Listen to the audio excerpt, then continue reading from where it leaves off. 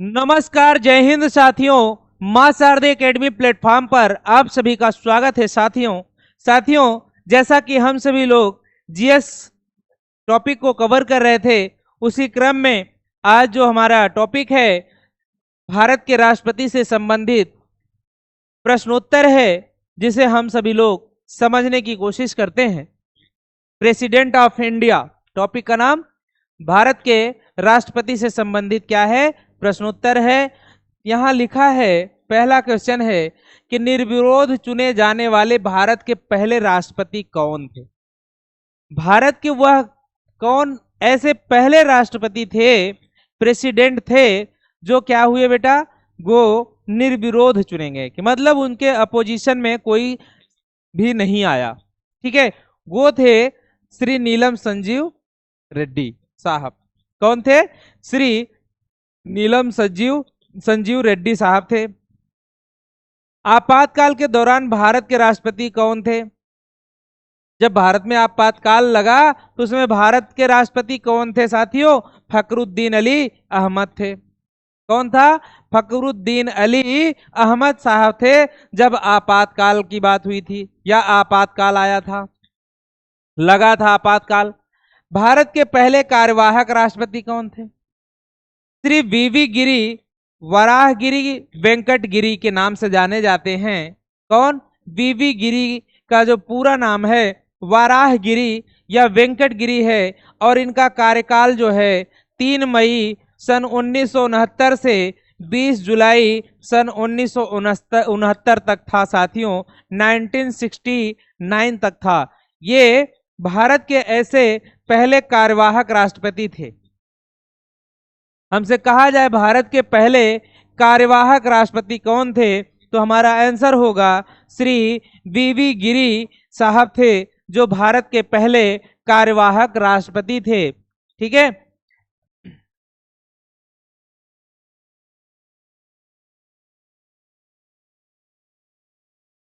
अगला प्रश्न है, राष्ट्रपति पद के चुनाव के लिए निर्वाचक मंडल में कौन कौन शामिल होता है साथियों? जब राष्ट्रपति पद का चुनाव होता है, राष्ट्रपति के पद का चुनाव होता है साथियों, तो उनके चुनाव के लिए निर्वाचक मंडल में वो कौन कौन से लोग हैं, वो कौन कौन से सदस्य होंगे जो शामिल होंगे प्रेसिडेंट के चुनाव में। ठीक है, राज्यसभा के सदस्य, लोकसभा के सदस्य और राज्यों की विधानसभाओं के निर्वाचित सदस्य। कौन होंगे भाई?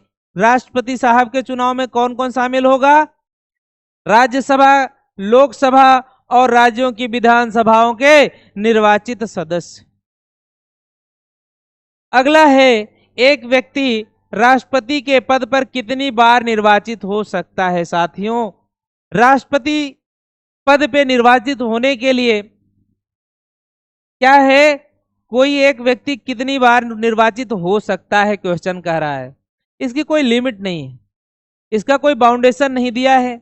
जब तक वह योग्य है तब तक वो क्या है, एक ही व्यक्ति चाहे जितनी बार राष्ट्रपति बन सकता है, मतलब उसको कोई लिमिटेशन नहीं है। एक ही व्यक्ति कई बार राष्ट्रपति पद पर बन सकता है, पद को ग्रहण कर सकता है। ठीक है, भारतीय संघ की जो कार्यपालिका शक्ति है वो किसमें निहित होती है साथियों? भारतीय संघ की समस्त कार्यपालिका शक्ति जो होती है वो हमारा जो है भारत के राष्ट्रपति में निहित होती है। समस्त कार्यपालिका शक्ति कहाँ निहित होती है मित्रों? हाँ, भारत के जो संघ की समस्त कार्यपालिका शक्ति है वो किसमें निहित होती है दोस्तों? वो सारी शक्ति जो निहित होती है वो भारत के राष्ट्रपति में निहित होती है। किसमें? भारत के राष्ट्रपति में समस्त कार्यपालिका शक्ति किसकी निहित होती है? संघ की समस्त कार्यपालिका शक्ति भारत के राष्ट्रपति में निहित होती है मित्रों। वहां से क्यों बना रहे हो?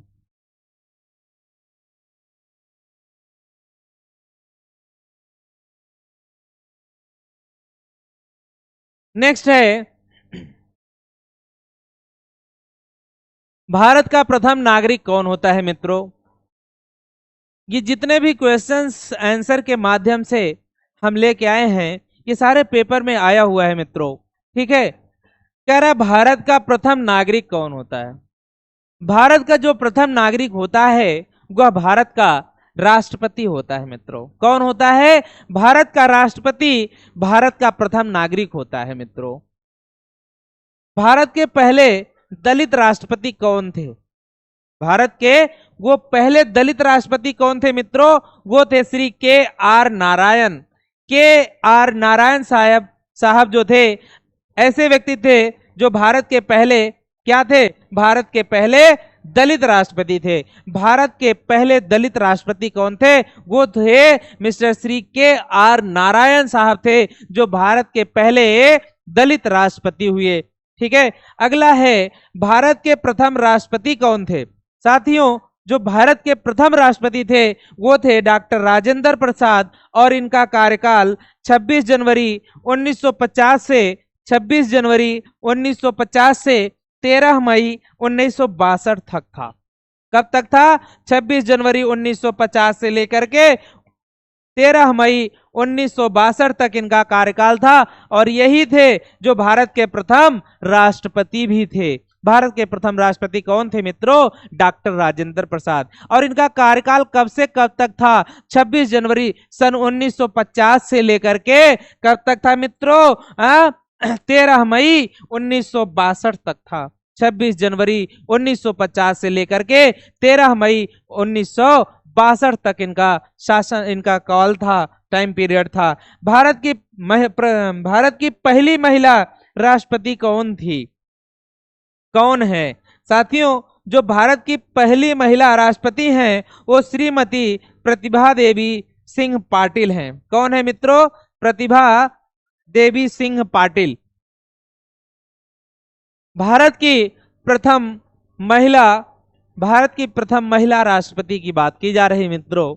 भारत की जो प्रथम महिला राष्ट्रपति हुई थी वो थी श्रीमती प्रतिभा देवी सिंह पाटिल। कौन? श्रीमती प्रतिभा देवी सिंह पाटिल थी, जो भारत की प्रथम महिला राष्ट्रपति थी। और भारत के प्रथम राष्ट्रपति की बात कही जाएगी तो डॉक्टर राजेंद्र प्रसाद साहब थे, जो भारत के प्रथम राष्ट्रपति थे। ठीक है, और डॉक्टर राजेंद्र प्रसाद जो थे वो प्रथम राष्ट्रपति जरूर थे, लेकिन इनका कार्यकाल पूछ लिया जाए मित्रों कितने वर्ष का था, कितने समय तक था, तो जो इनका कार्यकाल था वो 26 जनवरी 1950 से 13 मई 1962 तक। 26 जनवरी 1950 से 13 मई 1962 तक कार्यकाल था मित्रों डॉक्टर राजेंद्र प्रसाद का। ठीक है,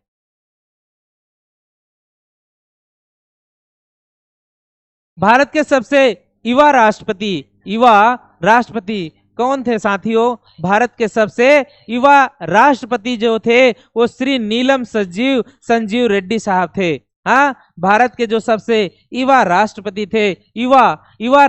थे मित्रों वो थे श्री नीलम संजीव रेड्डी साहब थे। मात्र 64 वर्ष में ये भारत के राष्ट्रपति बन गए थे। या भारत के राष्ट्रपति, सबसे युवा राष्ट्रपति भारत के कौन थे? वो थे कौन? श्री नीलम संजीव रेड्डी साहब थे, जो भारत के सबसे युवा राष्ट्रपति थे। कितने वर्ष के थे जब राष्ट्रपति थे वो? 64 वर्ष में। भारत के सबसे वृद्ध राष्ट्रपति कौन थे मित्रों? युवा में तो आपने बताया संजीव रेड्डी साहब थे, नीलम संजीव रेड्डी साहब थे, लेकिन सबसे वृद्ध अगर पूछ लिया यहीं पे तो सबसे वृद्ध में आर वेंकट रमण थे। कौन थे? मिस्टर आर वेंकट रमण साहब थे, जो सबसे वृद्ध राष्ट्रपति हुए अभी तक में भारत के मित्रों। ठीक है, वो कितने वर्ष के थे मित्रों? वो 76 वर्ष के थे। कितने वर्ष के? वो 76 वर्ष के थे। जबकि नीलम संजीव रेड्डी साहब थे ये मात्र 64 वर्ष के थे। ये सबसे युवा राष्ट्रपति हुए भारत के। लेकिन सबसे वृद्ध जो राष्ट्रपति हुए अभी तक भारत के वो कौन थे मित्रों? आर वेंकट रमण थे। वो जो है 76 वर्ष के थे मित्रों। कितने वर्ष के? सबसे वृद्ध में आर वेंकट रमण हैं, और वो कितने वर्ष के थे मित्रों? वो 76 वर्ष के थे। अगला है जनता के राष्ट्रपति, द पीपल्स प्रेसिडेंट के नाम से किसे जाना जाता है? जनता के राष्ट्रपति। जनता के राष्ट्रपति से मित्रों जाना जाता है, वो थे डॉक्टर एपीजे अब्दुल कलाम साहब थे। कौन है जिनको जनता के राष्ट्रपति के नाम से जाना जाता है?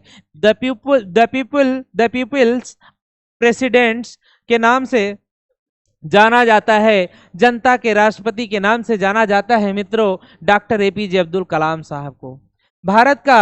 भारत का राष्ट्रपति चुने जाने वाले प्रथम गैर कांग्रेसी उम्मीदवार कौन थे? वह भारत के ऐसे पहले कौन से राष्ट्रपति हुए जो गैर कांग्रेसी थे, मतलब कांग्रेस के न होकर के अदर पार्टी के थे? वो पहले ऐसे कौन से थे जो कांग्रेस के न हो, सदस्य नहीं थे, गैर कांग्रेसी उम्मीदवार थे और वो राष्ट्रपति बन गए मित्रों? वो थे वीवी गिरी साहब थे। कौन थे? वीवी गिरी साहब थे। उन्हीं को वीवी गिरी साहब का पूरा नाम वाराहगिरी वेंकट गिरी, क्या है? वाराहगिरी वेंकट गिरी कहा जाता है। वीवी गिरी साहब ऐसे पहले राष्ट्रपति हुए जो गैर कांग्रेसी थे मित्रों। ऐसे पहले उम्मीदवार थे जो क्या थे? गैर कांग्रेसी थे मित्रों। कौन? वीवी गिरी साहब थे। ठीक है,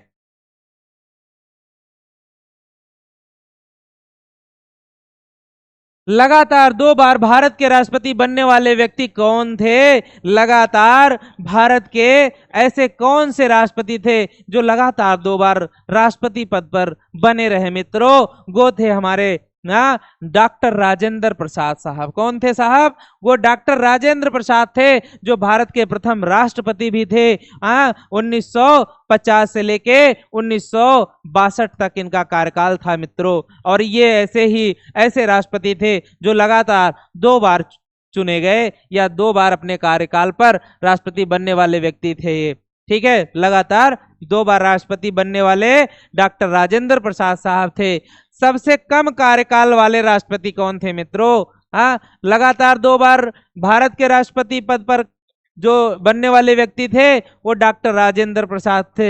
उसी प्रकार कह रहा है कि सबसे कम समय तक भारत का राष्ट्रपति अभी तक कौन थे जिनका टाइम पीरियड बहुत ही कम रहा है मित्रों? सबसे कम कार्यकाल वाले जो राष्ट्रपति हुए वो डॉक्टर जाकिर हुसैन थे। वो डॉक्टर जाकिर हुसैन साहब थे जो सबसे कम समय तक अपने पद पर बने रहे मित्रों। राष्ट्रपति पद पर सबसे कम समय तक जिसका कार्यकाल रहा अभी तक में वो डॉक्टर जाकिर हुसैन साहब थे। और जबकि लगातार 2 बार जो भारत के राष्ट्रपति पद पर कार्यरत रहे हैं वो डॉक्टर राजेंद्र प्रसाद साहब रहे हैं। और डॉक्टर राजेंद्र प्रसाद साहब ही ऐसे राष्ट्रपति हुए जो लगातार 2 बार क्या रहे? जो अपने कार्यपद, अपने राष्ट्रपति पद पर बरकरार रहे। और दूसरी बात, यही डॉक्टर राजेंद्र प्रसाद साहब ही ऐसे व्यक्ति हैं जो भारत के प्रथम राष्ट्रपति भी हुए।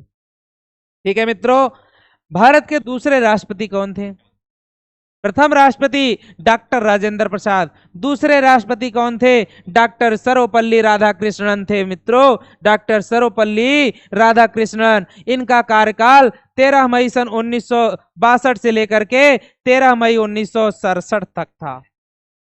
13 मई 1962 से लेकर के 13 मई 1967 तक था मित्रों। दूसरे जो राष्ट्रपति हुए वो कौन हुए? वो डॉक्टर सर्वपल्ली राधाकृष्णन साहब थे जो भारत के दूसरे राष्ट्रपति बने मित्रों।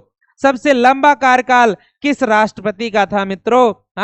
सबसे कम जो था कार्यकाल राष्ट्रपतियों में डॉक्टर जाकिर हुसैन साहब का था। तो कह रहे हैं सबसे लंबा कार्यकाल किस राष्ट्रपति का था? तो सबसे लंबा कार्यकाल जो था वो डॉक्टर राजेंद्र प्रसाद साहब का था। वो कितने वर्ष का था मित्रों? 12 वर्ष तक के लिए डॉक्टर राजेंद्र प्रसाद साहब 12 वर्ष तक राष्ट्रपति पद पर कार्यरत रहे।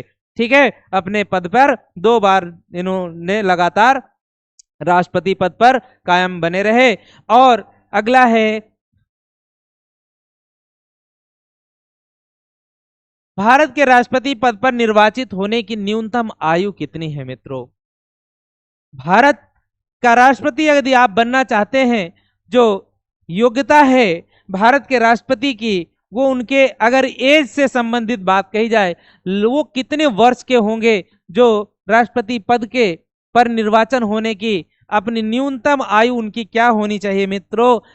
कम से कम अगर उनकी आयु की बात की जाए, जो उनकी आयु होगी वो कम से कम 35 वर्ष मिनिमम होना ही चाहिए। जो भारत के राष्ट्रपति पद के लिए निर्वाचन के लिए क्या करे, उसकी आयु की बात की जाए, कम से कम कितने वर्ष का होना चाहिए मित्रों? कम से कम 35 वर्ष का होना चाहिए, तो उसके लिए योग्य होगा भारत के राष्ट्रपति पद के लिए। भारत का संवैधानिक प्रधान कौन होता है मित्रों? भारत का संवैधानिक प्रधान किसे कहा जाता है दोस्तों? तो भारत का जो संवैधानिक प्रधान है वो भारत का राष्ट्रपति होता है। कौन? भारत का राष्ट्रपति भारत का संवैधानिक प्रधान होता है। भारत के राष्ट्रपति पद की शपथ कौन दिलाता है मित्रों? जब आप भारत के राष्ट्रपति पद के लिए निर्वाचित हो जाते हैं, निर्वाचन जीत जाते हैं, सिलेक्शन आपका हो गया, मान लीजिए क्या है, निर्वाचित हो गए, भारत के राष्ट्रपति पद की अगर शपथ दिलाने की बात होती है तो जो भी व्यक्ति है जो भारत का राष्ट्रपति पद के लिए, तो उनको शपथ कौन दिलाता है मित्रों? भारत के मुख्य न्यायाधीश। कौन? भारत के मुख्य न्यायाधीश, अथवा उनकी अनुपस्थिति में भारत का मुख्य न्यायाधीश राष्ट्रपति पद की शपथ दिलाता है। लेकिन यदि मान लो सपोज दैट यदि भारत के वो मुख्य न्यायाधीश साहब नहीं है, तो क्या होगा भैया? तो उनकी अनुपस्थिति में कौन दिलाएगा? न्यायालय का जो वरिष्ठतम न्यायाधीश होगा। कौन दिलाएगा? जो न्यायालय का वरिष्ठतम न्यायाधीश होगा। भारत के राष्ट्रपति पद की शपथ कौन दिलाता है मित्रों? जो भारत के राष्ट्रपति हैं उनको जो पद की शपथ दिलाते हैं वो कौन होते हैं? भारत के मुख्य न्यायाधीश होते हैं। कौन होते हैं साहब? भारत के मुख्य न्यायाधीश जो होते हैं वो भारत के राष्ट्रपति को उनके पद की शपथ दिलाते हैं। लेकिन सपोज दैट मान लो मुख्य न्यायाधीश साहब नहीं हैं उस समय जब राष्ट्रपति को महोदय को पद की शपथ दिलानी हो, तो उनकी अनुपस्थिति में साथियों उनको कौन दिलाएगा? उनको शपथ कौन दिलाएगा? जो कौन दिलाएगा? उनकी अनुपस्थिति में जो भारत के न्यायालय का वरिष्ठतम न्यायाधीश होगा, जो सबसे वरिष्ठ न्यायाधीश होगा, वो फिर उनको राष्ट्रपति महोदय को क्या दिलाएगा? शपथ दिलाएगा मित्रों।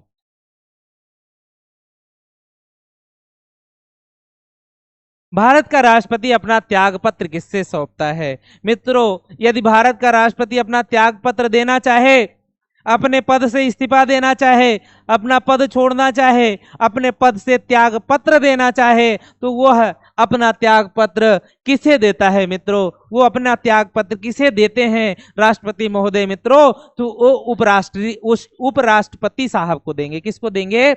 उपराष्ट्रपति महोदय को अपना त्याग पत्र देंगे। राष्ट्रपति महोदय यदि अपने पद से, किससे? राष्ट्रपति महोदय यदि अपना त्याग पत्र देना चाहते हैं तो अपना त्याग पत्र किसे सौंपते हैं मित्रों? वो अपना त्याग पत्र जो सौंपते हैं वो भारत के उपराष्ट्रपति को। किसको मित्रों? भारत के उपराष्ट्रपति को अपना त्याग पत्र सौंपते हैं।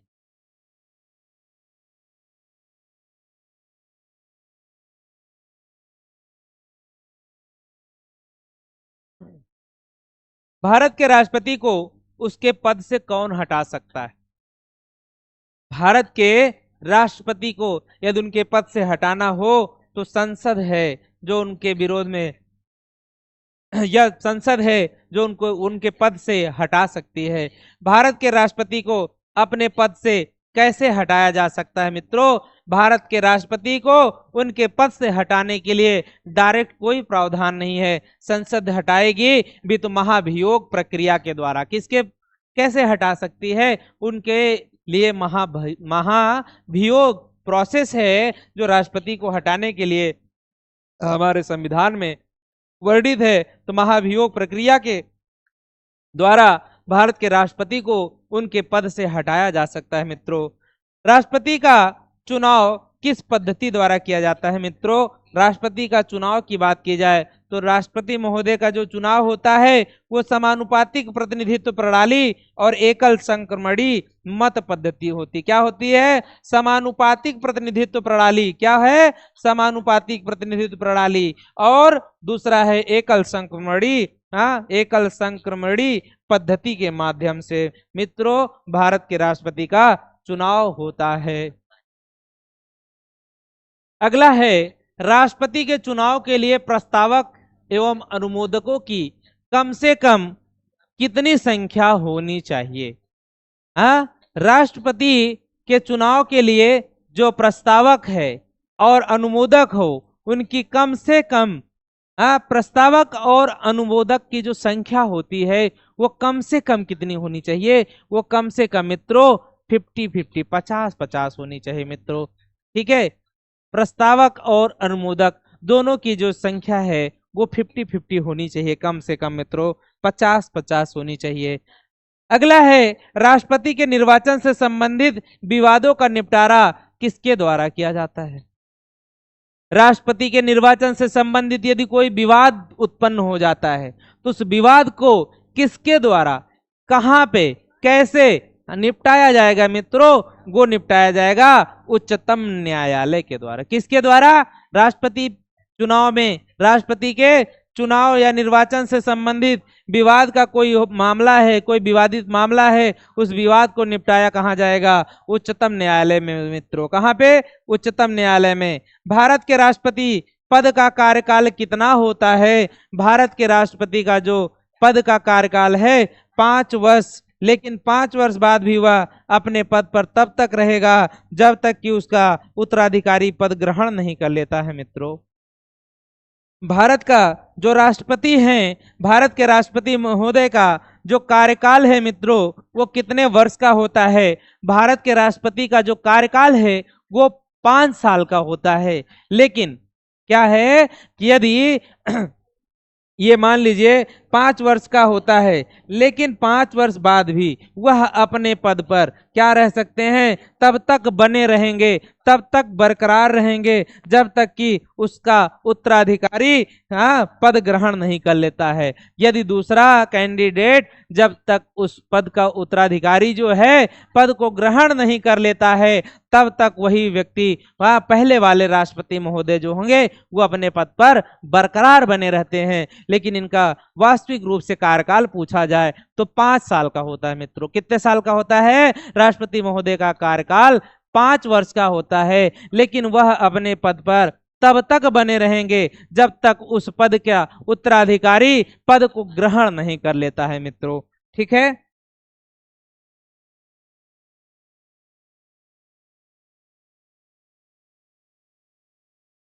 राष्ट्रपति के विरुद्ध महाभियोग की प्रक्रिया किस सदन द्वारा शुरू की जा सकती है मित्रों? यदि राष्ट्रपति महोदय पर जो महाभियोग की प्रक्रिया है ना, उनके पद से हटाने के लिए जो महाभियोग संबंधित प्रावधान है मित्रों, वो महाभियोग लगा करके यदि राष्ट्रपति के विरुद्ध में महाभियोग की जो प्रक्रिया है वो किस सदन द्वारा शुरू की जा सकती है मित्रों? तो वो जो शुरू की जा सकती है वो संसद के किसी भी सदन द्वारा। किसके द्वारा? संसद के किसी भी सदन के द्वारा क्या होगा? राष्ट्रपति के ऊपर महाभियोग के माध्यम से उनके पद से सदन द्वारा शुरू की जा सकती है। संसद के किसी भी सदन द्वारा मित्रों, संसद के किसी भी सदन के द्वारा इनके ऊपर महाभियोग प्रक्रिया शुरू की जा सकती है। भारत के राष्ट्रपति के विरुद्ध महाभियोग प्रस्ताव पास करने के लिए कितने सदस्यों का समर्थन चाहिए मित्रों? क्या लिखा है कि भारत के राष्ट्रपति के विरुद्ध महाभियोग प्रस्ताव पास करने के लिए कितने सदस्यों का समर्थन चाहिए? यदि राष्ट्रपति के विरुद्ध, राष्ट्रपति महोदय के विरुद्ध महाभियोग प्रक्रिया या प्रस्ताव को क्या है पास करने के लिए महाभियोग ला रहे हो, तो महाभियोग प्रस्ताव को पास करने के लिए कितने सदस्यों का समर्थन चाहिए साथियों? वो है सदन के कुल सदस्यों में से कम 2/3 सदस्य चाहिए। सदन के टोटल सदस्यों में से 2/3 सदस्य चाहिए। 2/3 सदस्य, 2/3 सदस्य होना चाहिए कम से कम महाभियोग प्रस्ताव को पास कराने के लिए मित्रों, या पास करने के लिए, तब महाभियोग जो है राष्ट्रपति के विरुद्ध लाया जा सकता है। भारत के राष्ट्रपति पर महाभियोग चलाने के लिए कम से कम कितने दिन पूर्व की सूचना आवश्यक है? वेरी वेरी इंपॉर्टेंट क्वेश्चंस हैं साथियों, ये आपको बहुत बार देखने को मिले हैं। स्टार लगा लो साथियों, ये क्वेश्चन सब रिपीटेड हैं। ठीक है, क्या कह रहा है कि यदि राष्ट्रपति महोदय के ऊपर महाभियोग लगाते भी हैं, महाभियोग की प्रक्रिया प्रोसेसिंग करते हैं, तो उसके लिए लगभग कितने दिन पहले महाभियोग चलाने के लिए कम से कम कितने दिन पूर्व की सूचना आवश्यक है साथियों? तो राष्ट्रपति महोदय पर यदि आप महाभियोग का प्रोसेस लाएंगे तो कम से कम 14 दिन 14 डेज पहले आपको सूचना या सूचित करना पड़ेगा। यह आवश्यक है मित्रों। महाभियोग के पहले कितने दिन पहले सूचना देनी होगी मित्रों? महाभियोग के पहले 14 दिन पूर्व साथियों, 14 दिन। भारत के राष्ट्रपति, अगला है, भारत के राष्ट्रपति का मासिक वेतन कितना होता है? भारत के जो राष्ट्रपति हैं उनका पर मंथ अगर इनकम की बात कही जाए, उनकी सैलरी की बात कही जाए, उनका वेतन जो है वो 5 लाख है मित्रों। कितना है? पर मंथ जो वेतन है राष्ट्रपति का कितना है? 5 लाख है मित्रों। कितना?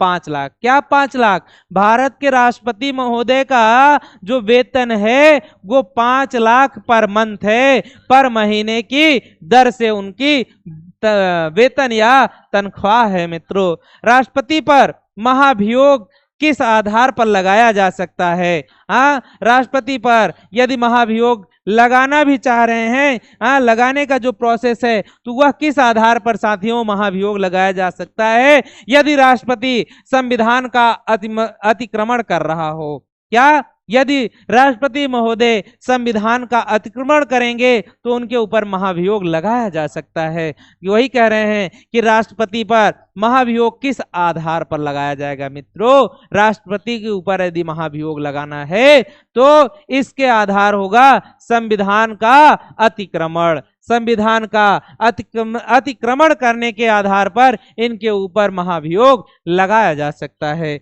ऐसे है, संविधान के किस अनुच्छेद में भारत के राष्ट्रपति पर महाभियोग की प्रक्रिया का उल्लेख है साथियों? तो भारत का जो संविधान का भारतीय संविधान का अनुच्छेद संख्या, क्या मित्रों? भारतीय संविधान का जो अनुच्छेद संख्या है, आर्टिकल नंबर है, कितना है? 61 मित्रों, 61, 61 नंबर का अनुच्छेद में भारत के राष्ट्रपति पर क्या है? इनके महाभियोग की प्रक्रिया का उल्लेख किया गया है।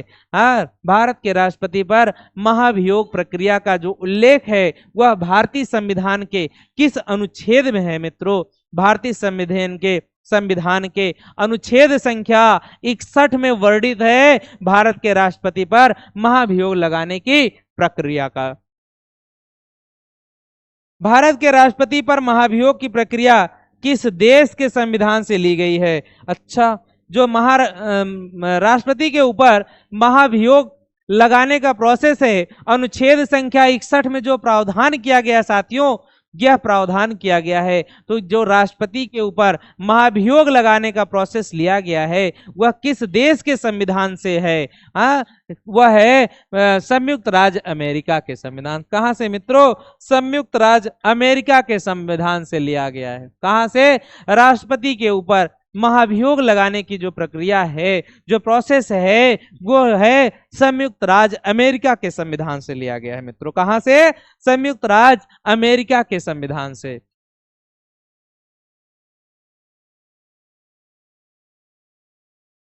संविधान के किस अनुच्छेद के अंतर्गत राष्ट्रपति संघीय मंत्रिपरिषद की सलाह मानने के लिए बाध्य है?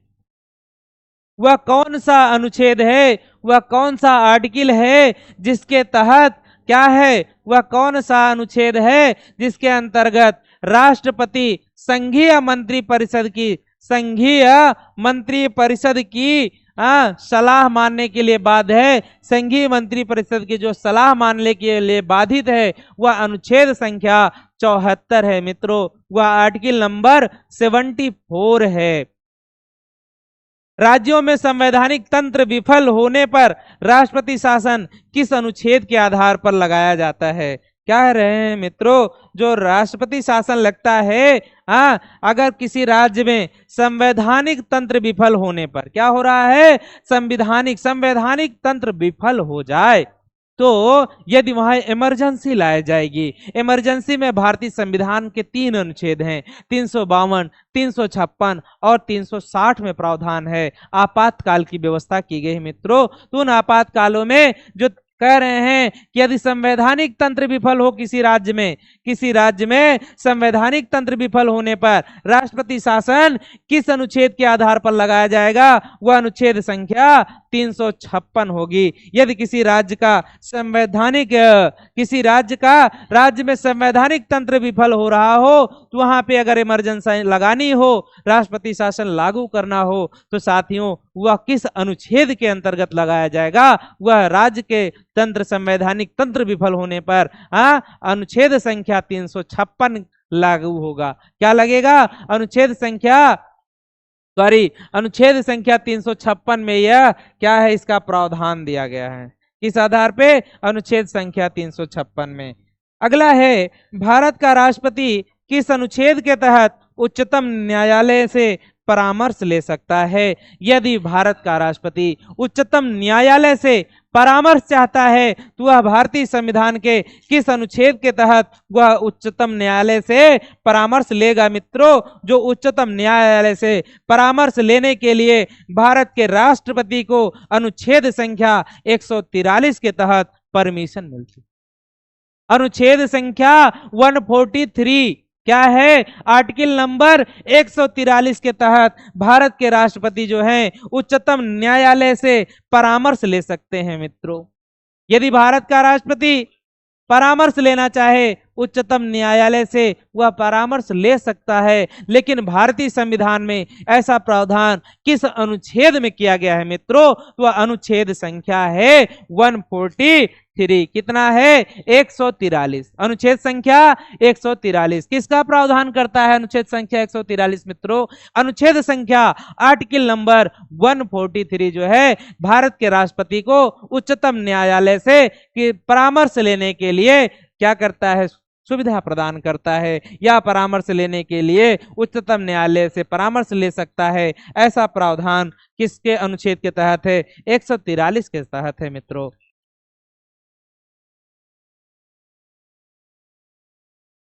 अगला है, भारत में राष्ट्रपति किस अनुच्छेद के तहत देश में राष्ट्रीय आपात की घोषणा करते हैं? कौन सी घोषणा मित्रों? यदि राष्ट्रीय आपात की घोषणा की बात की जाए,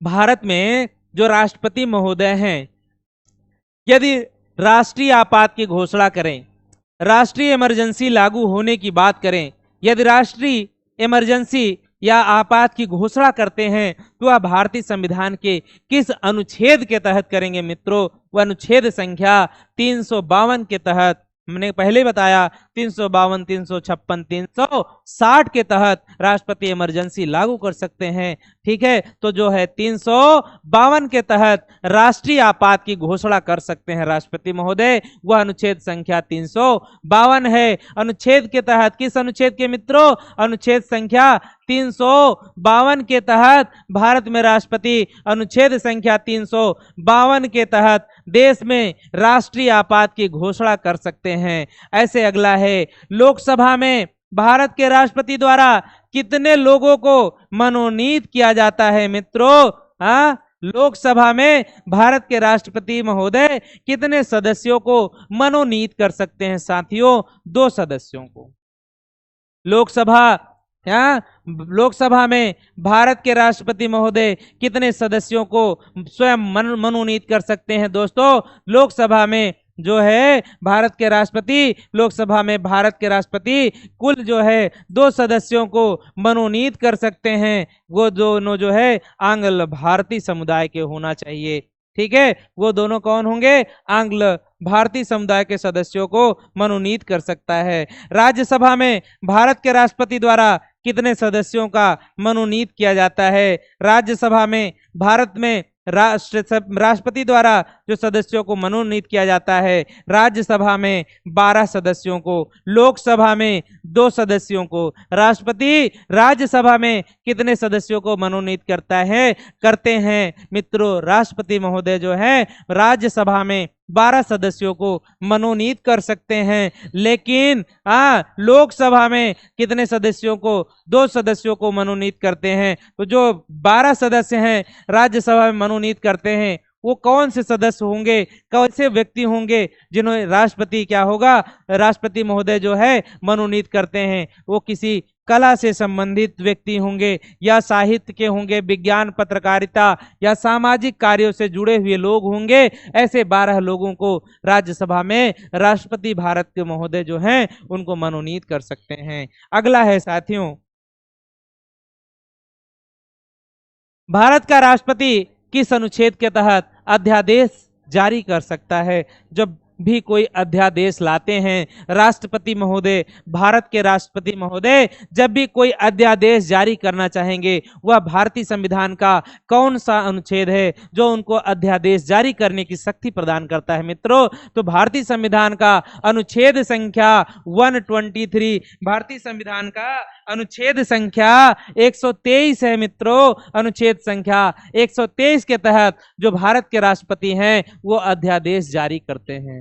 भारत के राष्ट्रपति अध्यादेश जारी कर सकते हैं कौन से अनुच्छेद के तहत? अनुच्छेद संख्या 123 के तहत, आर्टिकल नंबर 123 के तहत भारत के राष्ट्रपति अध्यादेश जारी कर सकते हैं। ठीक है, तीनों सैन्य बलों का प्रमुख कौन होता है मित्रों? भारत में राष्ट्रपति महोदय के पास तीनों सेनाओं की जो प्रमुख, तीनों बलों का जो प्रमुख होते हैं वो भारत के राष्ट्रपति होते हैं महोदय। कह रहे तीनों सैन्य बलों का, थल सेना, जल सेना, वायु सेना, ये जो तीनों सैन्य बल हैं इनका जो प्रमुख होते हैं वो कौन सज्जन होते हैं? इन तीनों सेनाओं के जो प्रमुख होते हैं, तीनों सैन्य बलों के जो प्रमुख होते हैं मित्रों, वो भारत के राष्ट्रपति महोदय होते हैं, जिनके पास तीनों सेनाओं का जो है तीनों सैन्य बलों का प्रमुख पद है वो भारत के राष्ट्रपति के पास है। भारत में कार्यपालिका का अध्यक्ष कौन होता है मित्रों? जो समस्त कार्यपालिका शक्ति होती है वह कार्यपालिका का जो अध्यक्ष होता है मित्रों वह कौन होता है साथियों? वो भारत के राष्ट्रपति होते हैं। कौन? भारत के राष्ट्रपति के समस्त कार्यपालिका शक्ति किसमें निहित है साथियों? समस्त कार्यपालिका शक्ति जो है भारत के राष्ट्रपति में निहित होती है, भारत के राष्ट्रपति में निहित होती है। युद्ध अथवा भारत पर आक्रमण होने की स्थिति में कौन अंतिम रूप से आक्रमणकारी के विरुद्ध युद्ध की घोषणा कर सकता है? यदि भारत देश पे किसी प्रकार का बाह्य आक्रमण होता है, भारत पर आक्रमण होने की स्थिति होती है, या ऐसा कौन व्यक्ति है जो अंतिम रूप से आक्रमण के विरुद्ध में युद्ध करने के लिए घोषणा कर सकता है, घोषणा कर सकते हैं, वो होते हैं भारत के राष्ट्रपति महोदय। भारत के राष्ट्रपति महोदय यदि ऐसा कोई व्यक्ति करता है, भारत की स्थिति ऐसी होती है कि उस पर कोई आक्रमण होने की स्थिति बनती है या विरुद्ध आक्रमणकारी के विरुद्ध कोई घोषणा करना हो युद्ध करने के लिए, वो भारत के राष्ट्रपति महोदय ही है जो क्या है युद्ध के लिए घोषणा कर सकते हैं मित्रों।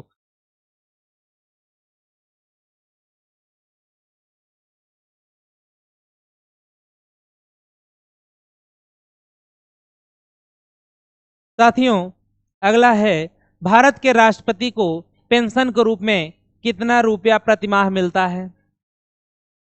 सैलरी जो थी इनका वेतन है राष्ट्रपति महोदय का वो 5 लाख था मित्रों। कितना था?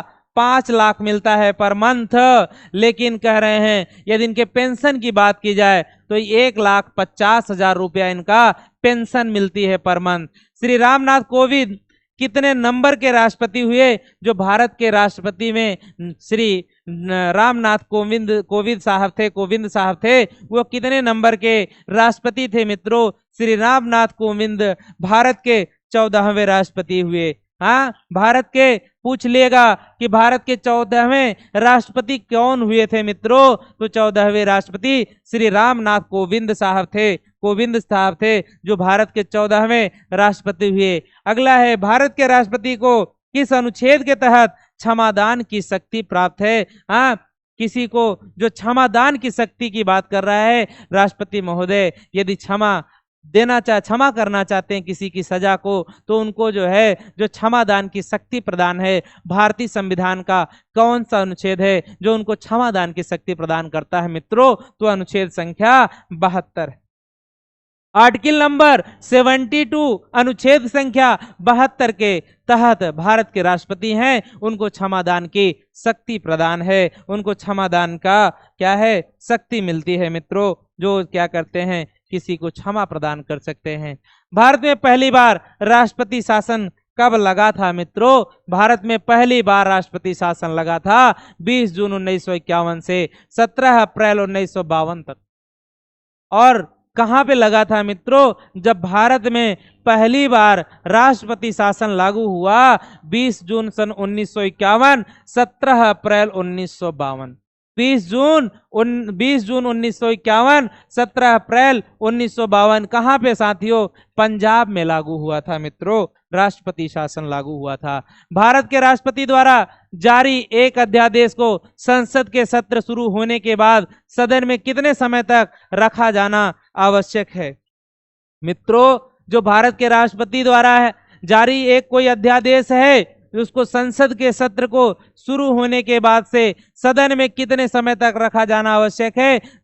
संसद शुरू होने के सदन के पहले 6 सप्ताह के बाद सदन में कितने समय तक रखा जाना आवश्यक है, 6 सप्ताह तक मित्रों।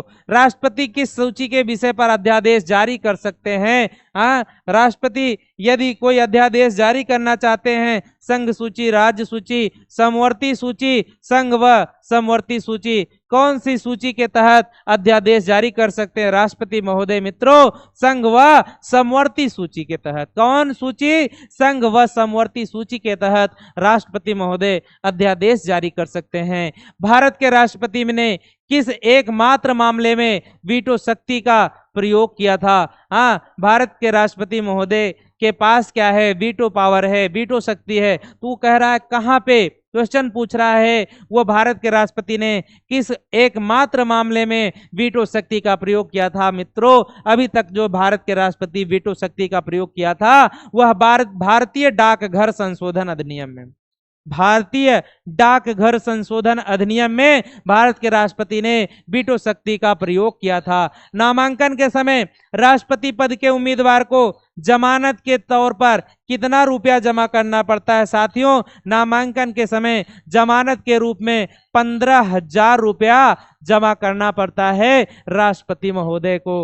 मित्रों, यदि नामांकन के दौरान जमानत के रूप में जो है राष्ट्रपति महोदय को कितना रुपया जमा करना पड़ता है साथियों, तो 15,000। संविधान के किस अनुच्छेद के आधार पर भारत का राष्ट्रपति देश में वित्तीय आपात की घोषणा करता है, फाइनेंशियल इमरजेंसी की बात करता है, तो संविधान के वह कौन सा अनुच्छेद है जिसके आधार पर भारत का राष्ट्रपति अपने देश में वित्तीय आपात की, फाइनेंशियल इमरजेंसी की घोषणा करेगा मित्रों। अनुच्छेद संख्या 360।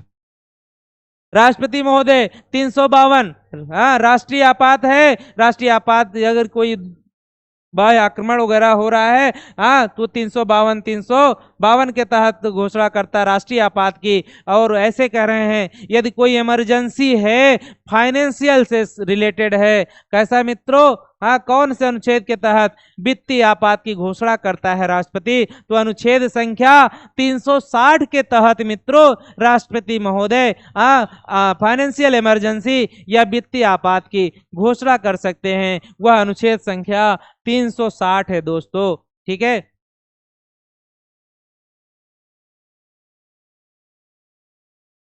धन्यवाद साथियों, आज की क्लास यहीं तक, फिर मिलते हैं नेक्स्ट क्लास में। जय हिंद, जय भारत साथियों।